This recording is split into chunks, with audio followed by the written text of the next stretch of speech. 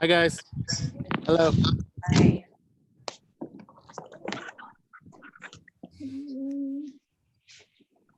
Can you hear me? Is there too much wind? No, it's good. I can hear you.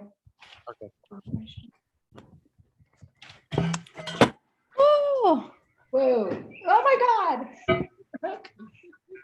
That was bad. What happened? I dropped my water bottle, but as long as it's not on my laptop, it's all good. Good thing you made your water already, your water goals. I know. I'm on my final canister. This is the last one. So if you mix it with like pre-workout, does that count? I would say no Okay, because of the caffeine content. okay. So basically anything, like if there's caffeine, then it doesn't count? Is that what it is? Because I didn't count my coffee, right? So, but Yes. Well, yeah, and I only say this because yesterday or someone was asking about tea, if their tea counts. Mhm. And Carly made the comment of there's like negligible levels of, or very little levels of caffeine in it. So, most of it you're going to absorb. So I guess the same rule applies to everything. Oh, okay. It I definitely. know that my pre-workout has caffeine in it. It's supposed to be organic, natural. Then I would say it counts. But I think anything with some sort of diuretic would not. You're not saving that water. You're immediately disposing of it. Javi, we're drinking so much water, we're just peeing it out. Like, Yeah. there's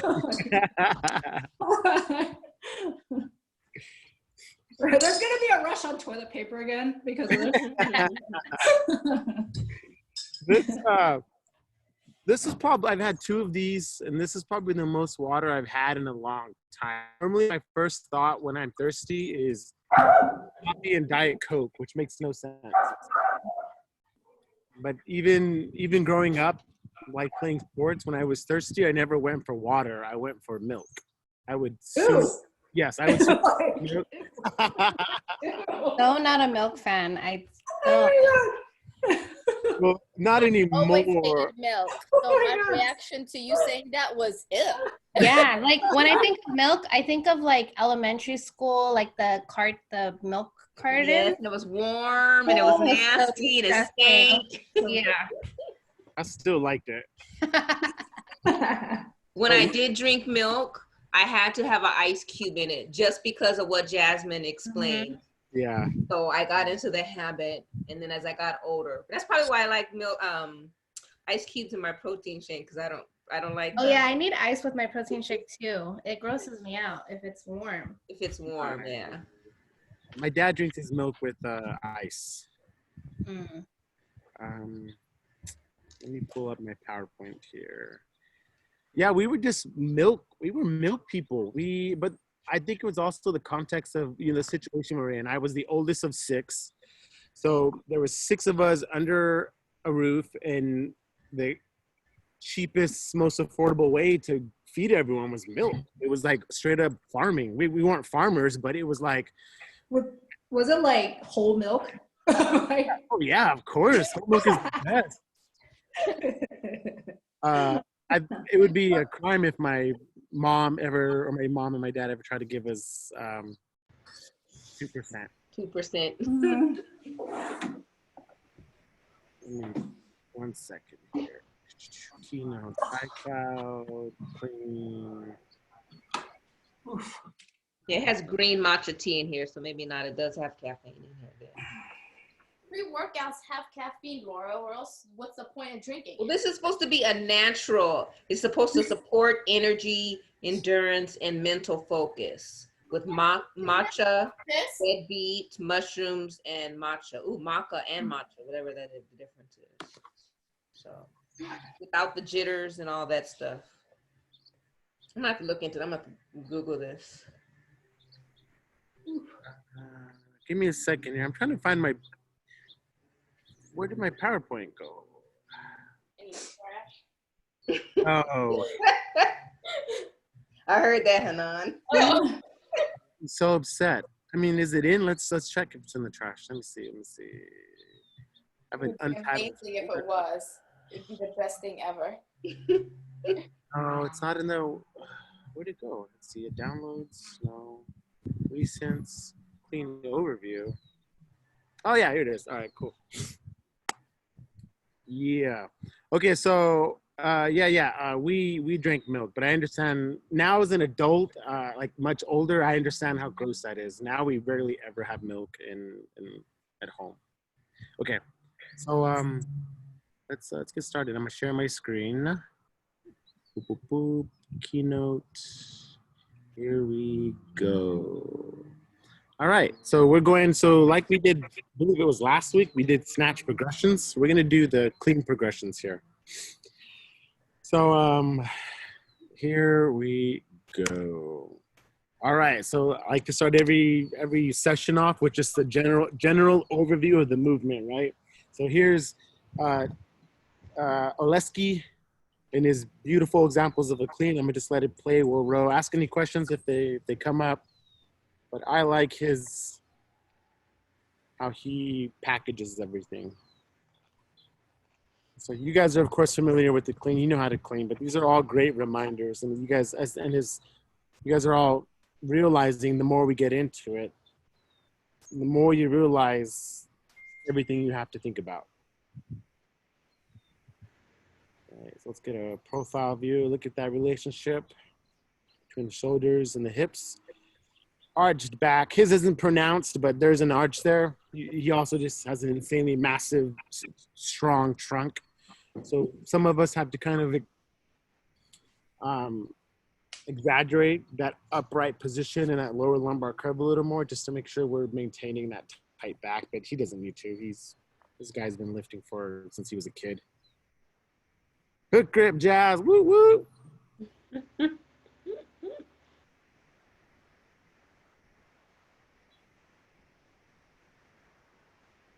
There we go. Let's make a note on this quick. Oh, I hate when it does that. Quick note. So when I make the PowerPoints, I struggle to put this note. I hesitate to whether or not I put this note in there. Where is it? Bar touches shin, not quite. Where is it? Boom. Keep the bar close to the body because I want to put that in every single still, but it's redundant. It's redundant because this needs to be, maybe initially this is an active motion for you. You need to use the shoulders and the lats to maintain the barbell's close proximity to the body.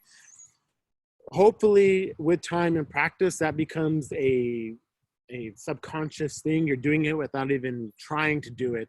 So, but anytime, whether it's the first pull, second pull, or third pull, keep the bar close to the body is always in the notes, right? So I don't, it gets away from us, and that's the only time I'll come and try and remind you, but just know this is always a major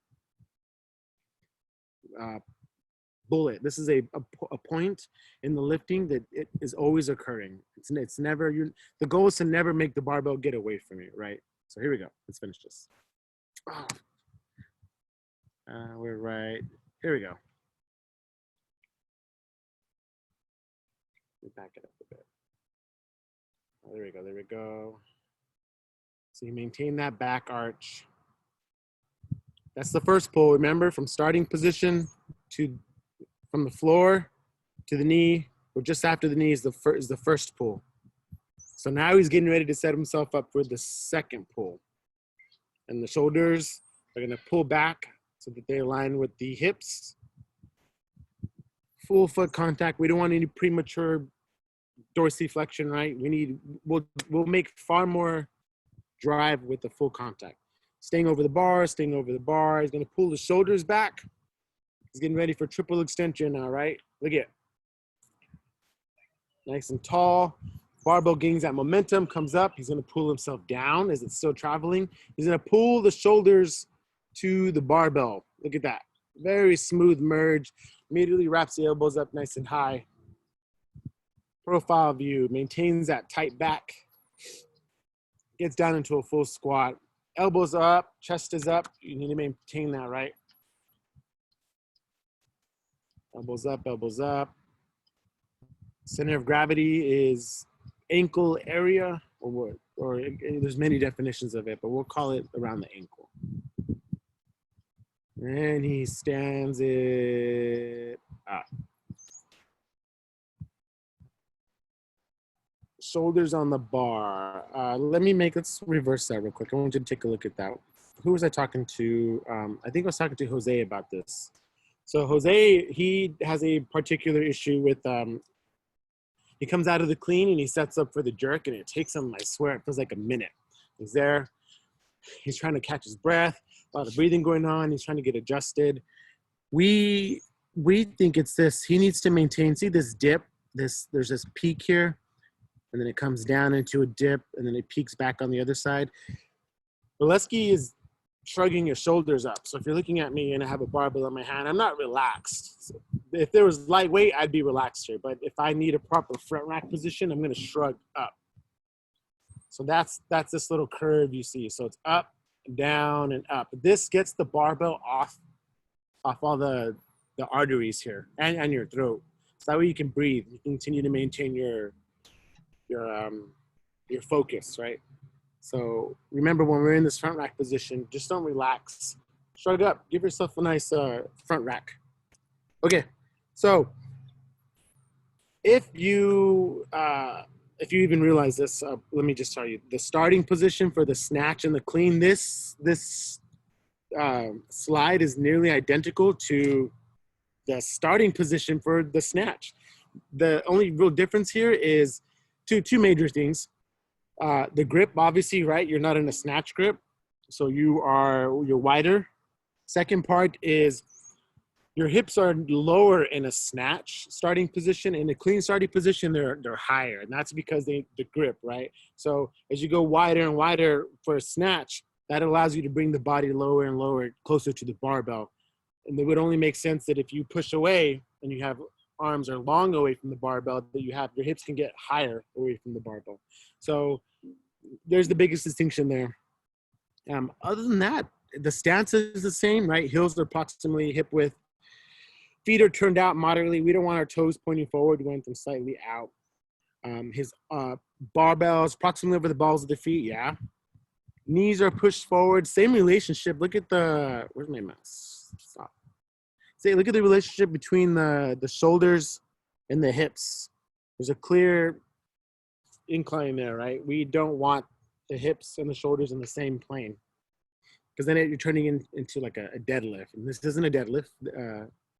This is a more powerful, explosive movement. Shoulders are always over the bar. Someone tell me, when are the shoulders behind the barbell? Does anyone know? You guys know, you do it all the time. But can you tell me? It's like, is it start of the third pull? Yeah. End of the second, start of the third. Excellent. Beautiful. Yes, it's exactly that. Is the second pull. Actually, yeah. It's more like the mid-second pull, but I get what you're saying, right? You're set up, shoulders, barbell makes its way to the middle thigh. You should still have the shoulders over the barbell, and then as you set up for the power position, right, where the shoulders and the hips align, then clearly the shoulders are no longer in front of the barbell. And that's fine tuning. That's timing right there. You want those shoulders over the bar, out in front of the barbell for as long as you possibly can, up until the point where you're up in the power position, and then you want to drive with the legs and shoot the shoulders straight up, right? So great. Lifter's weight is balanced throughout the foot. In the starting position, absolutely. Big toe, little toe, heel. You still want majority of that weight in the ankle area, but we want full surface contact there. Natural back curvature, slightly exaggerated. So depending upon the lifter, again, some of them have a perfectly straight back and there's no lower lumbar curve. It's probably because they have a insanely strong trunk and back, and they're able to maintain that perfectly straight back. For the rest of us, most probably, like, I'm gonna say the majority of weightlifters, we like to see that lower lumbar curvature because it exaggerates that motion, this really tight trunk musculature back area. But there can come a time, especially the more you experiment, the stronger you become, that lower lumbar curve becomes less and less pronounced. And that's entirely up to you. Trunk is pressurized, and the trunk is always pressurized, right? Even from the starting position all the way down to the receiving position and to recovery. You're taking your deep breath, distributing all that pressure 360 on the sides, in the front, in the back. It helps to tuck the rib cage in, squeeze the glutes a little, it activates this lower abdomen. Oftentimes when we think strong trunk, we're engaging just the upper abdominals, and we need more than this. We need this, lower abs, all this, the side rib cage area. We need the lower back. It's when I say trunk, I mean the entire midsection. Deep breath, expand, stay tight. And an active, engaged, tight starting position. So for, I'll say, like a beginner to novice, maybe even an intermediate weightlifter. Personally, I like to see a more static starting position. This freeze frame we have here, he has a, what we call I guess there's many words for it. It's not tight. It's like, the word would come to me. He moves around a little bit. He gets the hips up and down, up and down. Dynamic. Yeah, exactly. We'll call it dynamic. So instead of a tight starting position, he has a more dynamic. So the hips kind of move up and down a little, and then when he's ready, the hips shoot up. But whether it's dynamic or a static starting position, what they both have in common is they are pulling on the barbell before the barbell comes off the ground, right? We've talked about that before.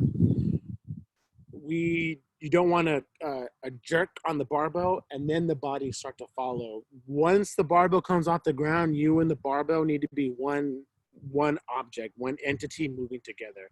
So if you're in the starting position and you yank on it and then the body starts to move, you are disconnected. We don't want that. You want to pull up on it, be tight with it. So the reason the barbell comes off the floor is because you are simultaneously leading with the shoulders, so you're pulling on the barbell and pushing down with the feet. That's the only reason why the barbell should come off the ground, not because you yanked it off the ground. And the same applies to a deadlift too. Don't yank the barbell off the ground. Control it. So here's Aleski in his starting position here. It's gonna loop, so let's talk about this. Feet shoulder width apart. Notice how close the barbell is to his shins. There's just starting, arms are long.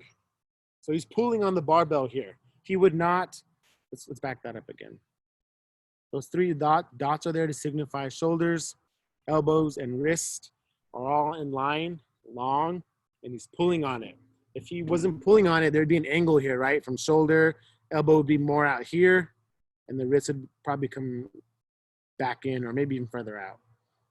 We want this relationship between these three joints here.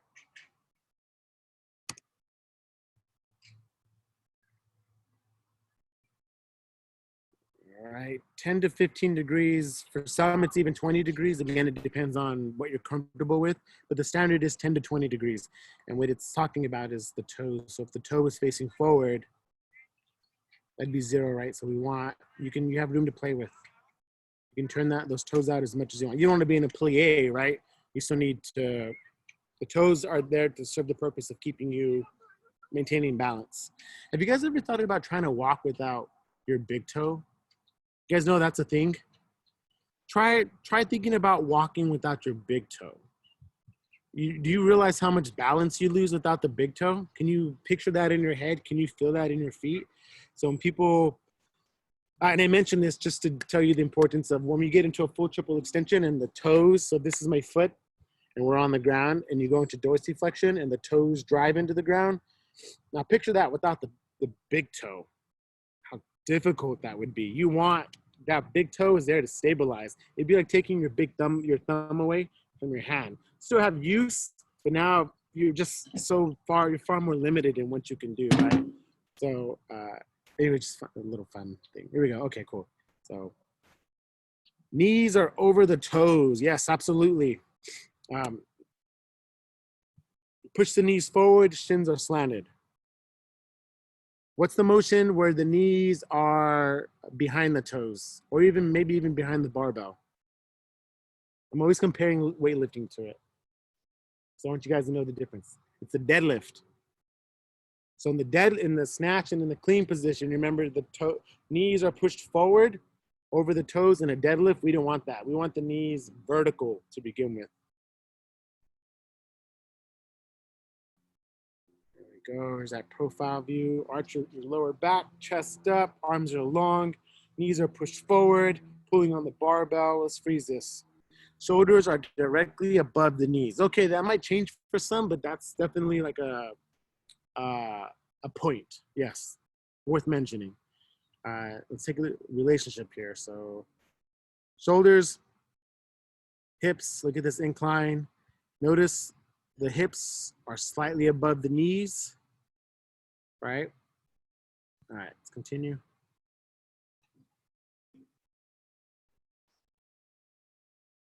Always looking forward. Wherever you look, the barbell tends to follow. So if you're looking down, you might start missing it out in front.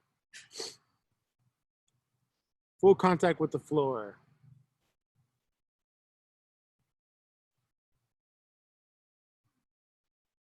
Bar touches the shins, yeah. All right, great. So let's make our way into the first pull. Again, you'll see similarities between the snatch and the clean, other than the grip, right? And maybe where the bar makes contact for the power position. So you need to know the difference first. Know that they're similar and know that they are different. And I think when you start to connect those dots, the clean and the snatch just become so much more easier. So lifter will position the barbell and body from the floor to the middle thigh position. So let's do a quick compare. Normally the bar, actually no, I'm jumping the gun here. Lifter will position the barbell and body from the floor to the middle thigh position. Yeah, that's the first pull.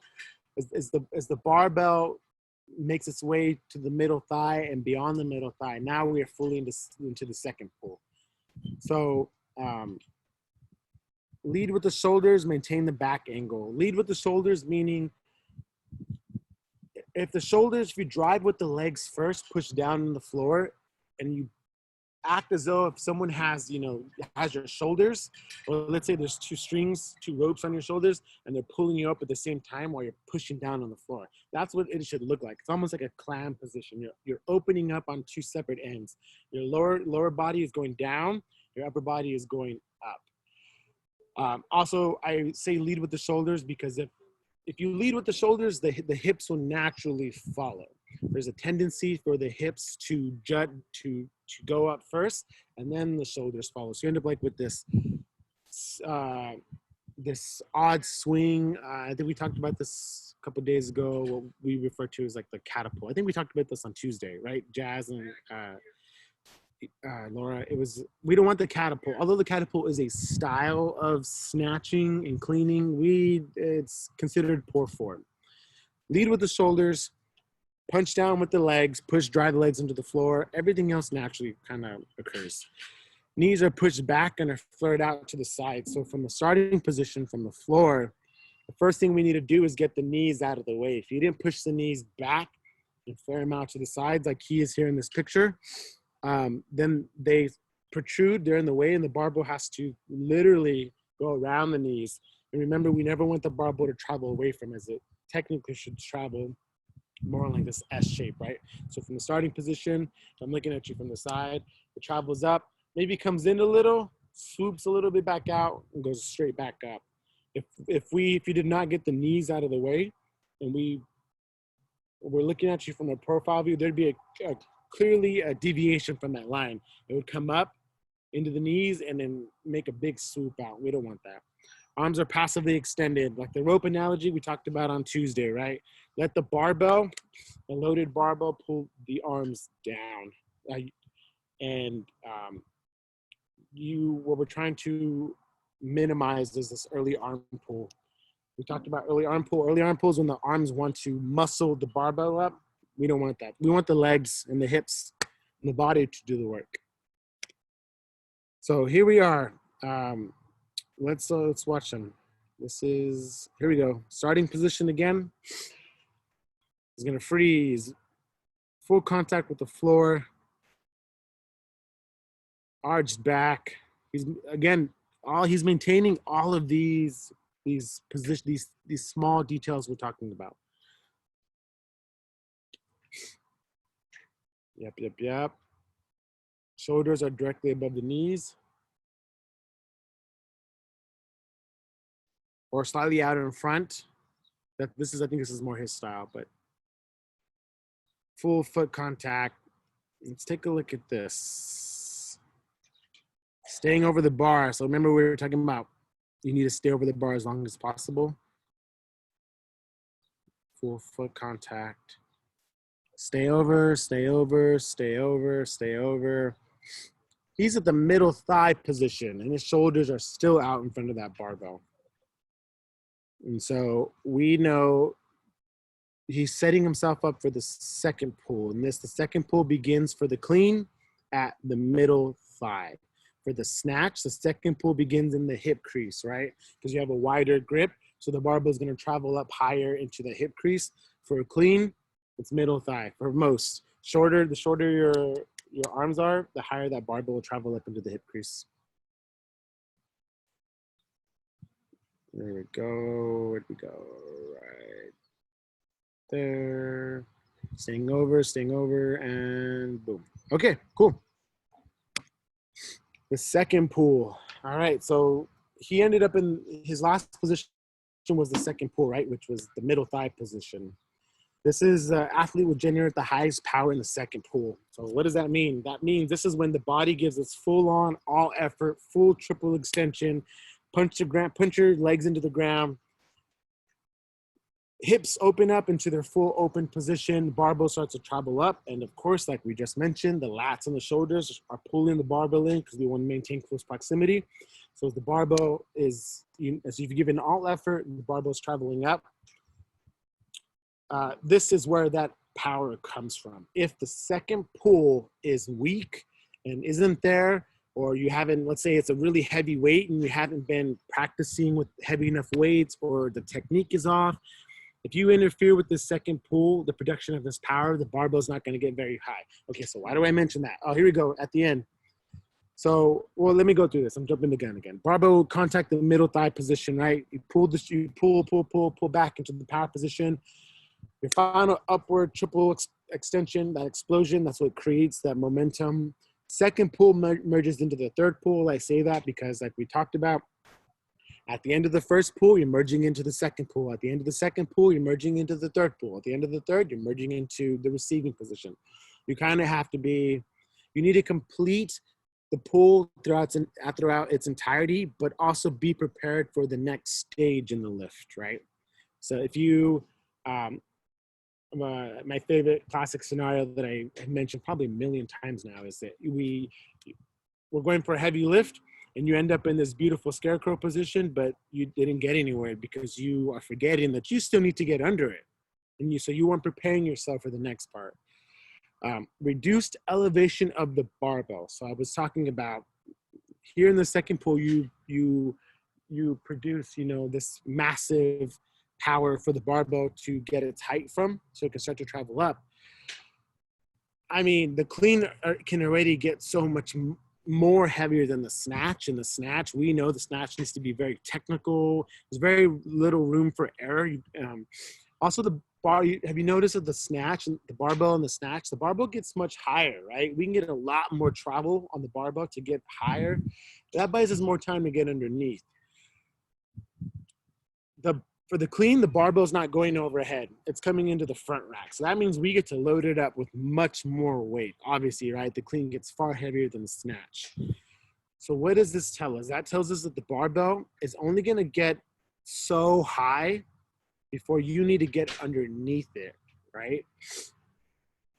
So in the snatch, it could be a pretty heavy snatch, and you'll see the barbell get almost like chest high. In the clean, if it's heavy, how high do you think it's going to get? What do you guys think? What's the highest? Let's say it's your max. It's your max clean. You've set yourself up for a perfect second pull, driven all you have. In relation to your body, how high is the barbell going to get? We said the snatch is going to get about chest high. little bit over your hips. Over your hips, yeah, about belly button. So that doesn't buy you a whole lot of time to get underneath this barbell. So it's only going to get about hip, belly button area in height. Then you need to continue pulling, because look how much longer your shoulders have to travel from this upward tall extension and down, down, down, down, down, all the way down. You need a racket. So let's watch that. Let's see if Aleski can put that together for us. Here we go, full foot contact. He's setting himself up, he's staying over the bar, venturing into the second pull. Second pull is now. So here's the full extension. Boom, look at that, beautiful. Also notice a little it's great. We've gone like a second too far, but here his full triple extension. And that barbell is only going to get probably about that much higher. See this dot right here? It's probably going to travel about that much higher. And he's already, notice his arms are bent, the elbow, because he's already pulling up on the barbell. Why? Because he knows he's already setting himself up for the next stage, right? And that's the third pull. He needs to actively pull himself underneath the barbell, because he knows the barbell isn't going to get any higher than this. That's about it. He needs to get down. Okay, so third pull. After a complete extension, it's worth mentioning again, right? You need to drive first and then pull. The lifter will pull the body down into the receiving position.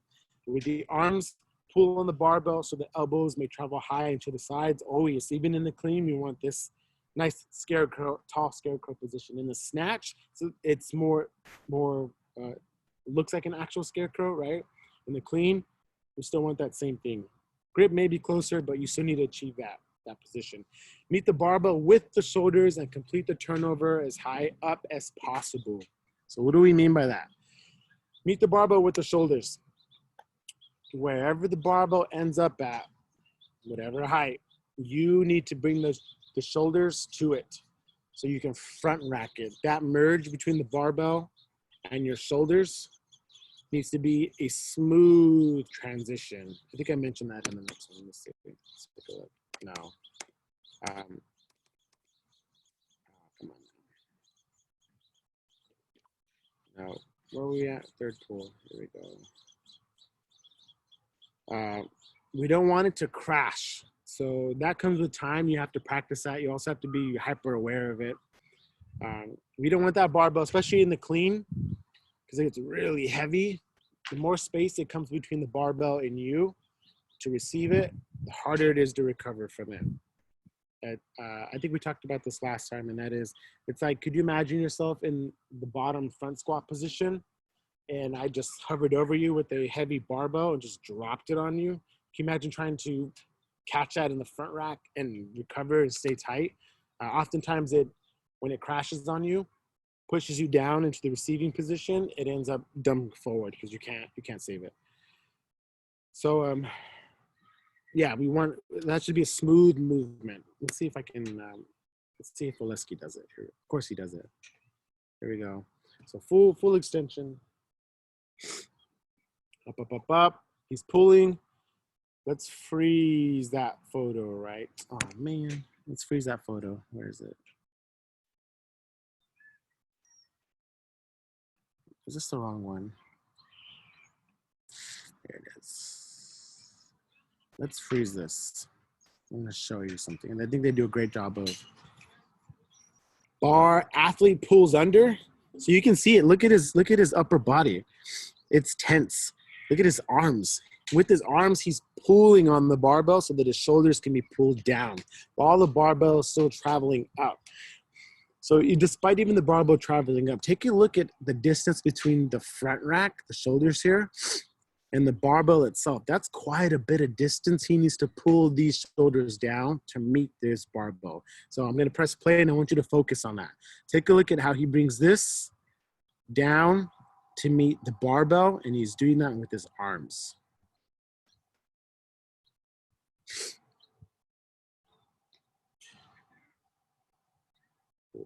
Oh, look at that. Soon as he turns the bar, as soon as he, about seconds before he makes full contact, flips them up, elbows get nice and high. So in the clean and in the front squat, we want those elbows nice and high, right? The higher, the better front rack position you have. If these elbows don't get around fast enough, you have a poor receiving position. So that's why he mentions that. Rotate elbows up. They need to flip. That's also about timing. You don't want to flip them around having not, you don't want to flip them around until the barbell is much closer to the front rack position. If that timing is off, if you try, could you imagine if the barbell's still down here at the chest and your shoulders are still up and, there's still some distance between the shoulders and the barbell, and you try to flip the elbows around before you've even gotten into the front rack position, it would mess the whole thing up. It'd be really difficult to make happen. So that's about timing as well. All right, the receiving position. Similar to the front squat motion. I mentioned that because it is the front squat motion. What's the receiving position of the snatch? It's the overhead squat, right? So we use the overhead squat and the front squat motions to reinforce one, positions, and two, strength in those motions. Because when you turn it clean over, I mean, let's say it's a heavy clean and you were somehow able to get underneath it, but now you're stuck in this bottom position. Can you front squat yourself out of it? That's why we're always doing squatting of various types in weightlifting. We need those positions to be really stable and secure. So here he is in this front squat motion. He just finished the clean. He doesn't maintain a full grip with the barbell. He's on his fingertips because he probably has reduced range of motion. He can't keep the elbows high and a full grip, so he's adapted, and a lot of weightlifters do that. Balance is weight over front heel, also known as the ankle area. So think of it as just front of the heel. Let's simplify it. It's in the ankle. It's down. We want all that stacked, right? Hips, ankle, hips, knee, ankle. He's not stacked here, obviously, because he's in a squat. But we want, think of that vertical alignment position. We want all that weight loaded on the barbell in the front rack position, traveling straight down his spine, down into the hips, right over the ankles. Any deviation from that, you can't support that weight. Elbows get them high as you near the bottom position. So that's what I was talking about in the third pull. When you rack it, the timing as you secure it into the front rack position, the elbows need to whip around and get nice and high. Bottom position, bounce effect out of the hole, accelerate upward drive. So there's a difference between the snatch and this. Remember, in the snatch, it's a little more technical, right? And there's weight overhead. So unless you are super secure with the weight and you practice this several times, it's not a good idea to jump out of the snatch, out of the hole right away. You want to get it overhead, stabilize, I got it, and then finish it, then recover. And then clean, you don't want that. It's heavy. The longer you linger down there, the more energy you have to put forth to get out of the hole, and now you still have to jerk it, depending upon the situation, right? So you want to bounce out of the hole, and so depending upon what we're trying to practice here, most often most of the weightlifters kind of just happens naturally. But you do a back squat or a front squat, we don't hold positions down there. You get down there and you get right back up. So this actually happens. We were talking about the jerk. Remember the split jerk? For those of you that were there, there's this, assuming the barbell's heavy enough, when you're in this front rack position, on the dip, the barbell bends, it bows, and there's a point where it starts to do the reverse effect. It starts to whip back up. The same happens here. You receive it, you have a nice solid front rack position, and you ride it down, and the barbell does a slight bowing effect, and you want to take advantage of that. So as the barbell weight starts to travel back up, you start to push with the legs. If you accelerate, if you get the timing right, and you bounce out of the hole, and immediately start pushing up, up, up, up. That middle sticky position that happens like in a back squat and a front squat, like the halfway point, it becomes less pronounced. If you get stuck down there and you don't bounce out of the hole as you attempt to come up, and you get to that middle position and it feels like you're there for like 10 seconds pushing and pushing and driving when really it's only been like 2 seconds. But y'all know that feeling. So you guys, you want to minimize that. As soon as you get out of the hole, drive up, get out of there, set yourself up. So let's see what Lesky has here for us.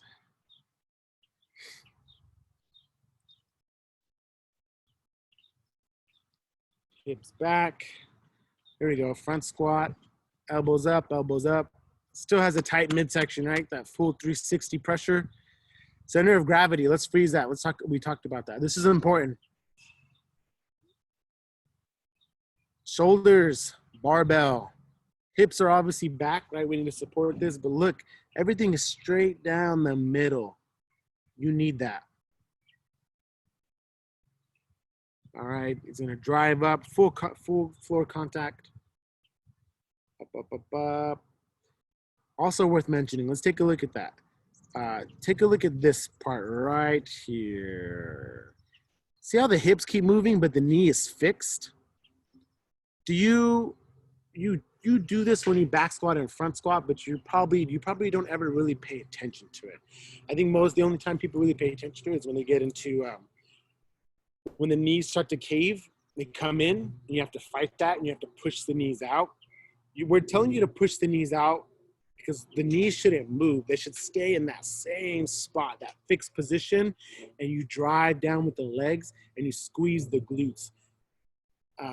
So knees are fixed, and notice the hips are moving. He's squeezing his glutes here when I press play. Watch how the hips, the knees stay fixed, and the rest of the body still continues to travel up. When you don't use the posterior and the glutes in this position, it turns into that odd good morning, right? The hips come up first, and then the back follows, which is really dangerous for the back. So I'll press play here. Pay attention to the knees in relationship to the hips. Knees are fairly fixed. He's squeezing the glutes, helps him bring it through, and then he stands tall. Boom, it's done. And that is it. That's what I have for you guys. That's the clean progressions. I wonder, here, actually stand by. I want to show you guys something real quick. I wonder if I can find a clean progressions. Let's see, clean and jerk. Oh yeah, progressions. Images. I know, what does this one look like? Oh, is this Lydia? Yeah. Oh, it's a snatch though. She has such a odd grip. Let's see. Can I blow this up? Here we go. Can you guys, let me share my screen with you. Okay. What do we see here? You tell me. I'll walk through it here. Starting position, right?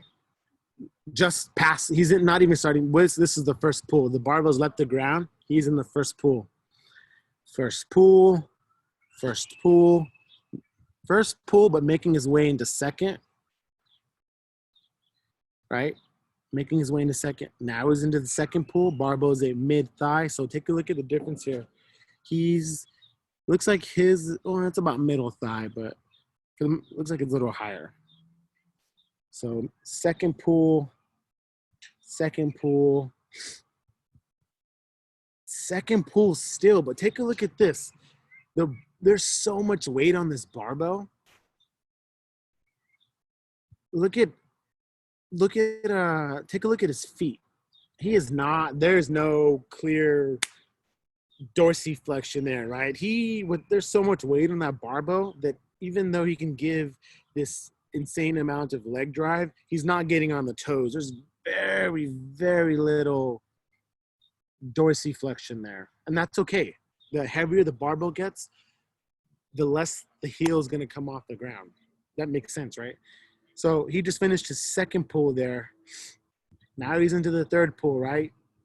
He's pulling himself underneath the barbell, third pull. Third pull, he's getting ready to receiving position, and this is him taking it down into a squat. Now he's in a full squat. Recovers. This is him setting for the jerk. So here he dipped here. He dipped. You can tell because his back leg here was getting ready to be pushed back. He's pushing himself under. He dipped, he drove, pushed himself under, receives, and recovers. So that could be fun for you guys. In fact, I challenge you, give that a try. Go to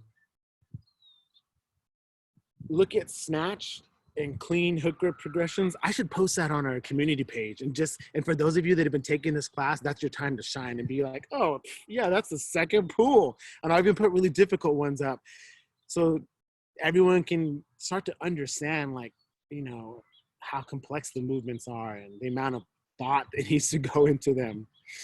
So I'll post that, and you guys should also try it though. Go scour the internet and not only scour it for pictures, but go to Hook Grip and All Things Gym and watch them and freeze it. And it doesn't need to be 20 minutes or even an hour. Do it for 3 minutes. You'll learn so much from it.